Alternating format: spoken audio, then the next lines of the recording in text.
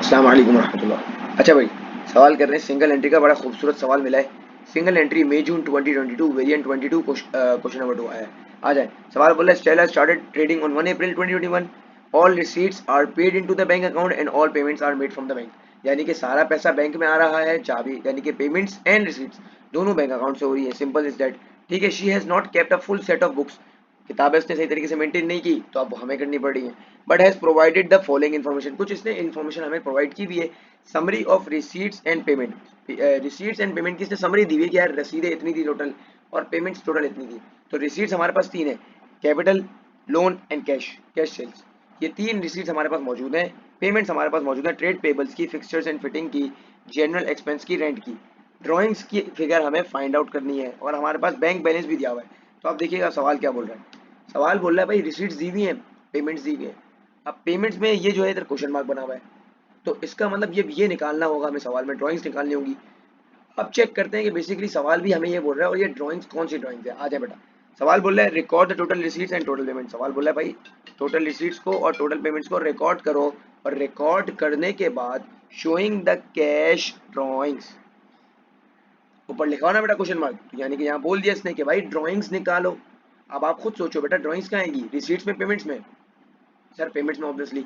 यानी कि टोटल रसीद, जो टोटल रिसीट्स है उसमें से टोटल पेमेंट्स को माइनस करोगे, जो डिफरेंस आएगा वो ड्राइंग्स का होगा। सर ये तो बात समझ आती है, मगर ये बैंक बैलेंस का भी तो कुछ ना कोई गेम होगा ना। आजा चेक करते हैं बेटा। अब टोटल रिसीट्स जो है बेटा, टोटल रिसीट्स आपकी डेबिट साइड में आती हैं, क्योंकि बैंक का कॉलम आपको पता है रिसीट साइड्स डेबिट पे एंड पेमेंट साइड्स क्रेडिट पे।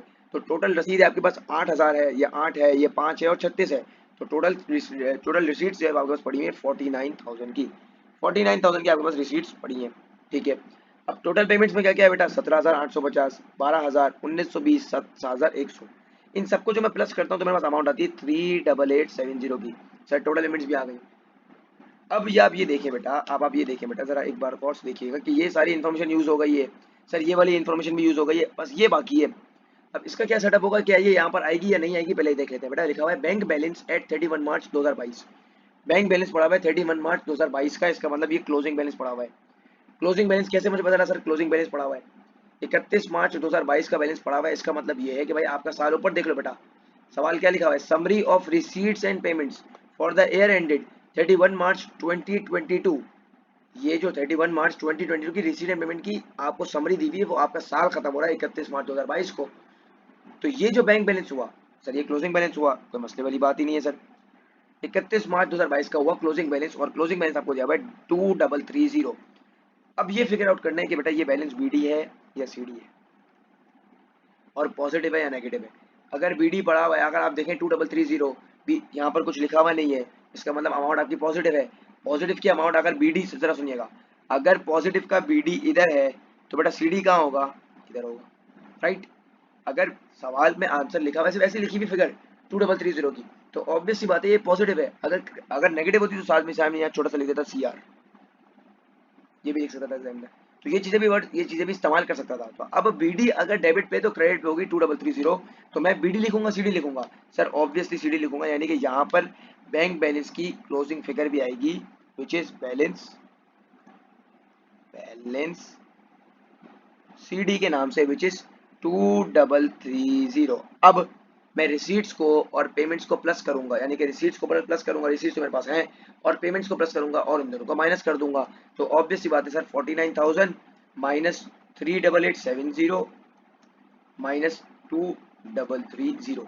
तो ड्राइंग्स आ गई 7,800 रुपए की। तो यहाँ पर एग्जामिनर ने हमें बोला था ड्राइंग्स फाइंड करो, हमने यहाँ पर ड्राइंग्स फाइंड कर ली, विच इज 7,800। अब ये 7,800 जो है बेटा याद रखिएगा, ये 7,800 आपकी कैश ड्राइंग्स हैं। मुझे कैसे पता चला बेटा कैश ड्राइंग्स, सवाल ऊपर खुद स्पेसिफाई कर रहा है, आप गौर से देखिए, ये देखिए कैश ड्राइंग्स, जो डिफरेंस निकलेगा वो क्या होगा कि कैश ड्राइंग्स, यानी कि ये लड़की पैसे लेके घर पे चली गई थी, पैसे कैश की ड्राइंग्स की थी। ठीक है सर, समझ आ गई। ये इसके 4 मार्क्स आपको मिल गए, हर चीज का एक एक मार्क्स। अब आते हैं आगे बेटा। During the year ended 31 March 2022, वो वाली इन्फॉर्मेशन को याद रखिएगा, पुरानी इन्फॉर्मेशन को भूलिएगा नहीं। 31 मार्च 2022 को Stella took goods for them from business for her personal use, यानी कि इसने एक और ड्राइंग की। मगर बेटा ये ड्राइंग्स कौन सी है, ये ड्राइंग्स है गुड्स की ड्राइंग, यानी कि इसने अब गुड्स लेके गई है, अब पैसा लेके नहीं गई है, तो ये है गुड्स की ड्राइंग। अब सही है, गुड्स की ड्राइंग ये इसने की है। अब During the year ended 31 March 2022, Stella took goods from the business for her personal use. The selling price of these goods is 3375. जो सेलिंग प्राइस है ना, जो इसने माल लिया है ना बेसिकली, उसकी सेलिंग प्राइस है 3375 रुपये और उसका मार्कअप है 25%। ठीक है, ये तो इन्फॉर्मेशन मिली है। सवाल बोल रहा है कैलकुलेट ये स्टेला की टोटल ड्राइंग निकालो। टोटल ड्राइंग का मतलब ये कि कैश ड्राइंग निकाल ली है, अब ये ड्राइंग निकालो और ये ड्राइंग में प्लस कर दो। अब मुझे बताओ बेटा, ये 3375 ड्राइंग्स की अमाउंट है या सेलिंग प्राइस है उस जो इसने गुड्स लिया था? सेलिंग प्राइस है। बेटा याद रखना, कभी भी कोई चीज़ सेलिंग प्राइस में नहीं होती, हमेशा उसको कॉस्ट में कन्वर्ट करोगे। तो अब आते हैं ये जो गेम करते हैं कि इसको सर कॉस्ट में कैसे कन्वर्ट करेंगे अगर मार्कअप 25 है। बेटा गौर से देखिएगा, बहुत आसान सवाल है, इसका एक ट्रिक बताऊंगा, इंशाल्लाह हो जाएगा। अब देखिए बेटा, मार्कअप है बेटा 25%, यहाँ लिखो मार्कअप 25%। मार्कअप आपके पास 25% है, हमेशा याद रखिएगा बेटा कॉस्ट आपकी हमेशा 100% होती है। अगर कॉस्ट 100% है, मार्कअप 25% है, यानी कि ऊपर बेचोगे, मार्कअप है, ये कीवर्ड देख लेना बेटा, ई मार्कअप। इसका मतलब जब सेल्स करोगे तो सेल्स आपकी होगी एक 25% की। मार्कअप है, मार्कअप बेसिकली कॉस्ट जो सेल्स निकलती है वो इन दोनों को प्लस करके निकलती है, 100 प्लस 25। ठीक है सर, अब मुझे बताएं बेटा, आपको सेलिंग प्राइस दी हुई है, यानी कि आपको इसकी अमाउंट दी हुई है 3375। आपको क्या निकालना है बेटा? आपको निकालना है इसकी कॉस्ट। इसकी कॉस्ट निकालनी है, जरा गौर से देखिएगा। मैं क्या इन दोनों चीजों का इस्तेमाल कर सकता हूँ? ये 100% है, इसकी अमाउंट नहीं पता तो इसकी अमाउंट को ले लेता हूँ x, और ये 125% है और 125% की जो अमाउंट है वो है 3375 की। तो 3375 को मैं इक्वल दबा देता हूँ। तो ये मैंने इक्वेशन बना दी कि 100% की अमाउंट है, उसकी 100% की जो एक वैल्यू है उसकी अमाउंट मेरे पास नहीं है कि मैंने तो उसको ले लिया x। 125 की जो अमाउंट है वो है 3375, क्योंकि यहाँ लिखा हुआ है, देखो बेटा गुड्स बेचे 3375। सेलिंग प्राइस दी हुई, मैं कॉस्ट में कन्वर्ट करूंगा, कॉस्ट मेरे पास आ जाएगी तो मुझे पता चल जाएगा हाँ भाई गुड्स की ड्राइंग कितनी की है। गुड्स की ड्राइंग फिर कैश की ड्राइंग को प्लस कर दूंगा, सिंपल सी बात है। अब कैसे करूंगा सर? बेटा क्रॉस मल्टीप्लाई कर दो, मैं सभी पढ़ के आया हूँ। 100 को 3375 से मल्टीप्लाई करोगे, एक एक स्टेप करके बता रहा हूँ, और 125 को x से मल्टीप्लाई करोगे तो ये हो जाएगा 125x। फिर 100 को आंसर आएगा आपका, इसको मल्टीप्लाई करोगे तो आंसर आएगा 337500 डिवाइडेड बाय 125। सर डिवाइड क्यों किया बेटा? x को फाइंड करना है, तो ये बेचारा चिपक रहा है इसके साथ, चिपक क्या रहा है, यानी कि मल्टीप्लाई हो रहा है, वहां भेजूंगा तो डिवाइड हो जाएगा, सिंपल इज दैट। तो 337500 डिवाइडेड बाय 125 विच इज 2700। तो x की अमाउंट जो आ गई वो आ गई 2700 रुपए। अब ये x की क्या है? ये है ड्राइंग्स की कॉस्ट, ड्राइंग्स की कॉस्ट। सही है बेटा, यहाँ तक आपको बात समझ आ गई है। अब सर मैंने यहाँ पर अमाउंट जो निकाली वो निकाली 2700 रुपए, आप पूरी वर्किंग यहाँ शो करेंगे। 2700 रुपये आ गई गुड्स की ड्राइंग, गुड्स की ड्राइंग आ गई 2700 रुपए। सवाल ने बोला है बेटा टोटल, सवाल को गौर से पढ़ना है बेटा, 2 मार्क्स का सवाल है। गुड्स की ड्राइंग आ गई 2700 रुपए, और सर कैश की ड्राइंग जो थी वो थी 7800 रुपीज, ऊपर निकाली है। और भी कितनी थी बेटा? कैश ड्राइंग्स, काम करते हैं, cash drawings is equal to 7800। तो बेटा टोटल ड्राइंग्स क्या हो जाएंगी? इन दोनों को प्लस कर दूंगा। तो यहाँ पर सवाल ने क्या गेम करा? सवाल ने आपको सेलिंग प्राइस पे दिया हुआ था, आपने कॉस्ट में कन्वर्ट किया, कॉस्ट में कन्वर्ट करने के बाद पिछली वाली ड्राइंग से प्लस कर दी, तो आपके पास आ गई 10,600 रुपये, 600 नहीं 2700 रुपये, 10,500 रुपये आपके पास वैल्यू आ गई। तो 10,500 रुपये आपकी टोटल ड्राइंग्स का पार्ट है। ये आपको टोटल ड्राइंग्स निकालनी है, ये बिल्कुल सिंपल सीन है। हमने अभी तक 6 मार्क्स का सवाल हमने कर लिया है। आगे आते हैं। Stella has provided a list of balances at 31 March 2022। Stella ने कुछ बैलेंसेस मुझे प्रोवाइड किए 31 मार्च 2022 के। वो क्या है चेक कर लेते हैं बेटा। Fixtures and fitting net book value पे दिया हुआ है, इन्वेंट्री दी हुई है, इन्वेंट्री के बाद एक सेकंड पहले यहाँ लिख दूँ 10,500 रुपये, ये आपकी टोटल ड्राइंग हो गई। आते हैं बेटा, फिक्सचर्स एंड फिटिंग ये हो गया, इन्वेंट्री दी हुई है, प्रीपेड रेंट दिया हुआ है, बैलेंस एट बैंक दिया हुआ है, ठीक है, ट्रेड पेबल दिया हुआ है, लोन दिया हुआ है, कैपिटल नहीं दिया हुआ। बेटा गौर से देखिएगा, 31 मार्च 2022 है, 31 मार्च 2022 को साल क्या हो रहा है? साल हो रहा है खत्म। ये देख लो, झूठ बोल रहा हूँ तो देखो लिखा हुआ है ईयर एंडेड। 31 मार्च 2022 को साल खत्म हो रहा है। सवाल बोल रहा है बेटा, ये इन्फॉर्मेशन दी हुई है, prepare a statement of affairs बनाओ। Statement of affairs, statement of affairs basically balance sheet बनाओ। स्टेटमेंट ऑफ अफेयर्स का दूसरा नाम जो है वो है SOFP। सर SOFP कौन सी अमाउंट से बनाएंगे? बेटा ये वाली अमाउंट निकाली है, ये वाली, और वो ड्राइंग्स वाली अमाउंट जो निकालते हुए आए वो भी इस्तेमाल होगी। आ जाए बेटा चेक करते हैं। अब सर यहाँ कैपिटल की वैल्यू गिवन नहीं है तो इसकी क्या गेम होगी? आ जाए बेटा, बेसिक सवाल है, आ जाए चेक करते हैं। फिक्सचर्स एंड फिटिंग आपको दी हुई है नेटबुक वैल्यू पे, तो ये है नॉन करंट एसेट। सर ये इन्वेंट्री करंट एसेट है, प्रीपेड रेंट प्रीपेड एक्सपेंस है, सर ये भी करंट एसेट है, balance at bank current asset है, ट्रेड पेबल करंट लायबिलिटी है, लोन रिपेबल 2027 27 का लोन है बेटा, long term liability, non current liability है बेटा, और कैपिटल आपको फाइंड करना है। ठीक है, अब आते हैं यहाँ लिखे non current asset. Non current asset कितना है बेटा, फिक्सचर्स, फिक्सचर्स कितना है बेटा 10,800 रुपए, डायरेक्ट डायरेक्ट यहाँ लिख दिया। ठीक है, अब हेडिंग डालूंगा बेटा करंट एसेट की, देखते हैं गौर से देखते रहिएगा, करंट एसेट। जी, करंट एसेट कौन कौन से पड़े हैं, इन्वेंट्री पड़ी हुई है, एक तो पड़ी है इन्वेंट्री, इन्वेंट्री राइट, इन्वेंट्री के बाद पड़ा हुआ है प्रीपेड रेंट, बस उठा के ऊपर से चीजें पोस्ट करनी है, कुछ सवाल नहीं है। इन्वेंट्री दी हुई है 2150 रुपए की बेटा, रेंट दिया हुआ है 500 रुपए का। ठीक है, balance at bank, bank positive पड़ा हुआ है 2330, बैलेंस एट बैंक पड़ा हुआ है 2330, जो हमने पिछली बार हमें जो पिछले सवाल में जो ड्राइंग कैलकुलेट करने में हमें काम भी आया था। सर और कुछ तो नहीं है, चेक कर लेते हैं बेटा, ये हो गया, ये हो गया, ये हो गया, ये हो गया, ये तो सारी लाइबिलिटीज हैं। तो अब मैं प्लस कर दूंगा इन सबको अमाउंट को, और यहाँ लिख दूंगा और से प्लस कर दूंगा। तो 2150 प्लस 500 प्लस 2330 विच इज 4980, ये 4980 बेटा करंट एसेट की टोटल अमाउंट आ गई। इसको मैं 10,800 से प्लस करूंगा तो मेरे पास अमाउंट आ गई 15,780 रुपए। 15780 rupees is the total asset. कौन सा एसेट है बेटा, टोटल एसेट। टोटल एसेट कैसे निकला बेटा, non current asset plus current asset, basic basic गुफ्तगू, ये तो आप लोगों को पता है। चले आ जाए आगे। अब हेडिंग डालूंगा बेटा इक्विटी एंड लाइबिलिटीज की, इक्विटी एंड लाइबिलिटीज। अब देखिए सवाल खुद खुल रहा है, अब याद रखिएगा हमें इसने कैपिटल निकालने का बोला है। आ जाए, इक्विटी में सबसे पहले चीज क्या आ जाएगी बेटा, कैपिटल आ जाएगा। क्या कैपिटल आपको गिवन है, सर कैपिटल तो गिवन नहीं है। सर कैपिटल कैसे निकलेगा, अभी कैपिटल को थोड़ी देर के लिए छोड़ दो।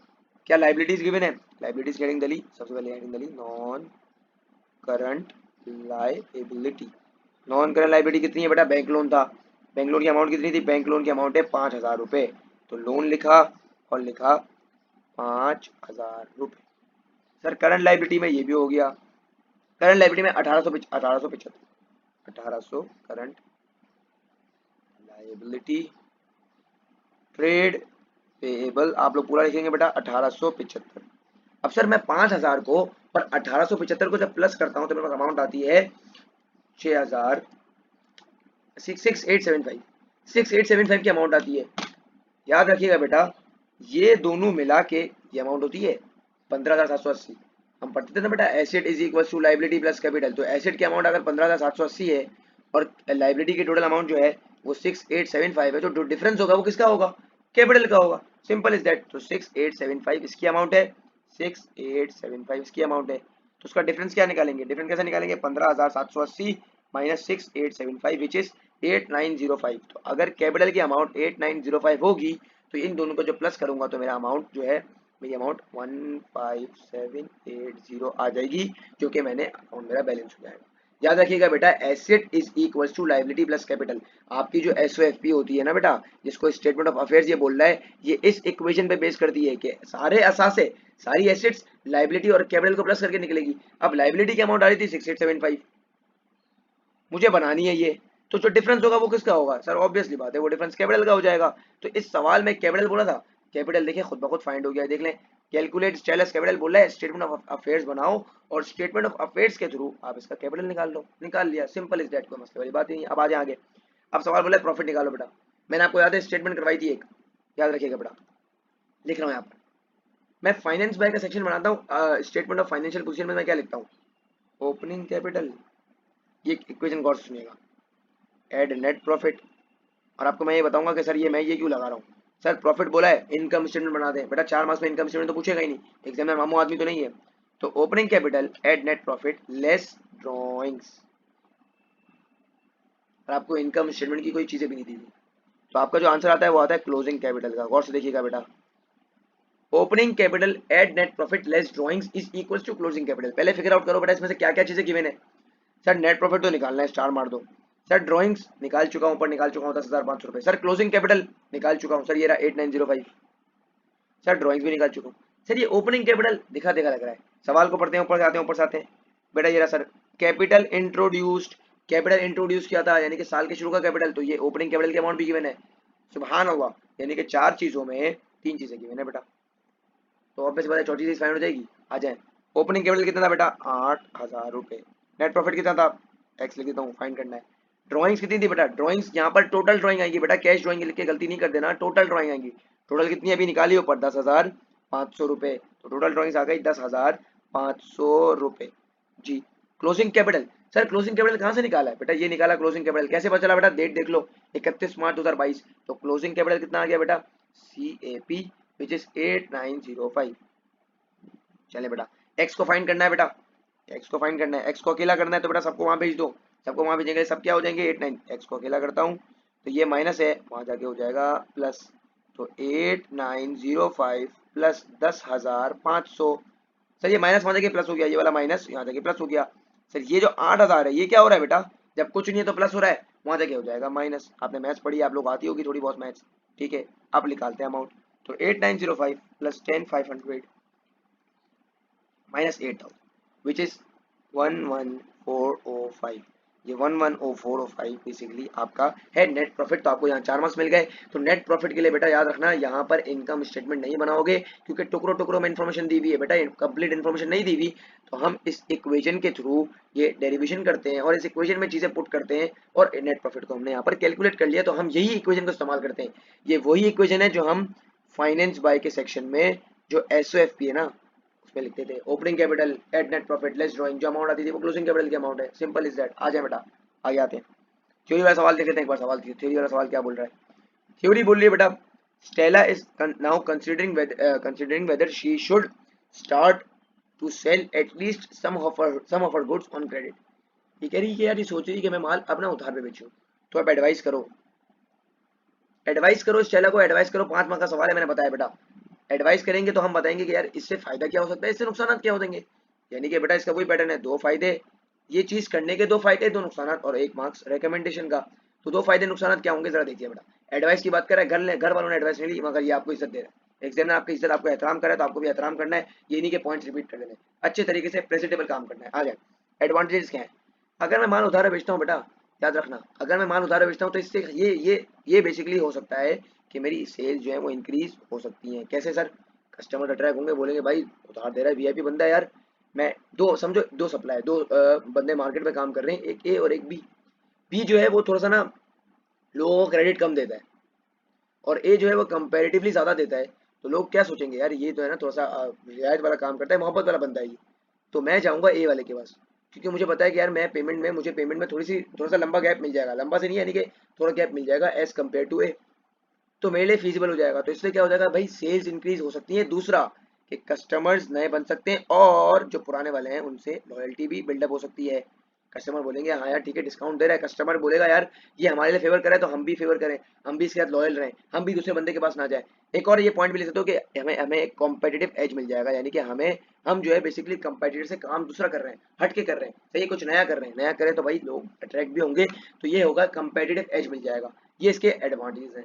सर नुकसान क्या है, भाई नुकसान ये है कि भाई अगर मैं इसको माल उधार बेच रहा हूँ, तो आप उधार पे तो बेच दिया, अब मुझे क्या गारंटी है कि उधार नहीं ना मिले, मतलब पक्का यकीन है कि हाँ यार ये बंदा जन्नती आदमी है, इसके वो शक्ल पे लिखा हुआ है कि हाँ यार ये बंदा मुझे जो मैं ये मेरे से माल खरीद रहा है मुझे पैसे दे देगा, तो मुझे कंफर्मेशन नहीं है, यानी कि मैं चेहरा नहीं पढ़ सकता उसको, तो ये भी पॉसिबिलिटी है कि भाई वो बंदा जो है भाग जाए, वो बंदा थोड़ा सा सही आदमी नहीं हो, वो बंदा मेरे पैसे लेके भाग जाए, तो मे भी पॉसिबल कि वो बेटेड हो जाए।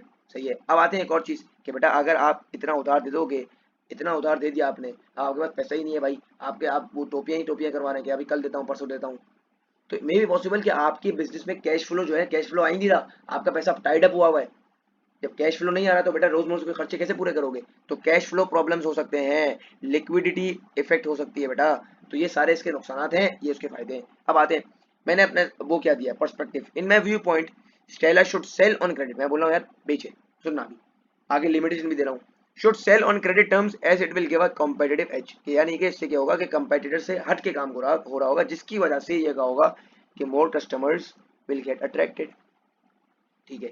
हाउएवर, मैंने देखो साथ लिमिटेशन भी दिया, however she should set a standard credit terms, कि वो ऐसा एक क्रेडिट टर्म वो सेट करे जो इसके लिए भी फिजिबल हो, यानी कि इसमें जिसका अपना भी फायदा हो और कस्टमर का भी फायदा हो।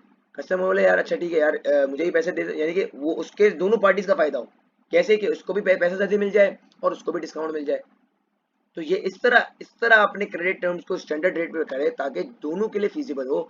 जब फीजिबल होगा तो इसका मतलब ये कि इसके लिक्विडिटी अफेक्ट नहीं करेगी, तो वो बल्ले बेचे, मगर इस तरह बेचे कि यार उसकी लिक्विडिटी पे अफेक्ट ना हो। सही है भाई, क्या पता कैसे सर अफेक्ट ना हो, बेटा डिस्काउंट दे दे। अगर आपको इसको लग रहा है कि यार ये पेमेंट बंदा खा सकता है, इसको एंटीसिपेट कर रही है लॉस, तो उसको डिस्काउंट दे दे मजीद, तो ये भी कर सकती है। सही है भाई, तो ये इस तरह करे अपने बिजनेस के हिसाब से कि उसकी लिक्विडिटी पे अफेक्ट ना हो, तो एक स्टैंडर्ड क्रेडिट टर्म अप्लाई कर ले जिससे उसकी लिक्विडिटी में बिल्कुल फर्क ना पड़े। तो ये इसका सवाल था, टोटल 20 मार्क्स का सवाल था। 5 मार्क्स के सवाल में बेटा हमेशा याद रखना 2 मार्क्स फॉर के लिखे, उसके यानी कि उसके इस पॉइंट को प्रूव किया कि हाँ यार मैं इसके खिलाफ नहीं जा रहा हूँ, मैं इसकी हिमायत करता हूँ। ठीक है, दूसरी चीज आपने इख्तलाफ किया फॉर के और फिर अगेंस्ट के पॉइंट्स, यानी कि 2 pros 2 cons plus 1 marks for recommendation. यहाँ तक हमें बात समझ आती। तो ये स्टेला का सवाल सिंगल एंट्री का सवाल था, तो ये सिंगल एंट्री भी हमारा सुकून से यहाँ पर मोहब्बत से कंप्लीट हो गया है। मगर ये सिर्फ ये जो है ना, ये वाला पैटर्न बेटा, ये क्लोजिंग कैपिटल वाला, ये चीज़ बड़ी इंपॉर्टेंट है, ये याद रखिएगा। ये इक्वेशन डिराइव करना सिखाइए बेटा, ये इक्वेशन फाइनेंस बाय के सेक्शन में होती है। तो वो सारी गुफ्तगू कर चुके हैं। मिलते हैं बेटा अगली रिकॉर्डिंग में। अस्सलाम वालेकुम रहमतुल्लाह।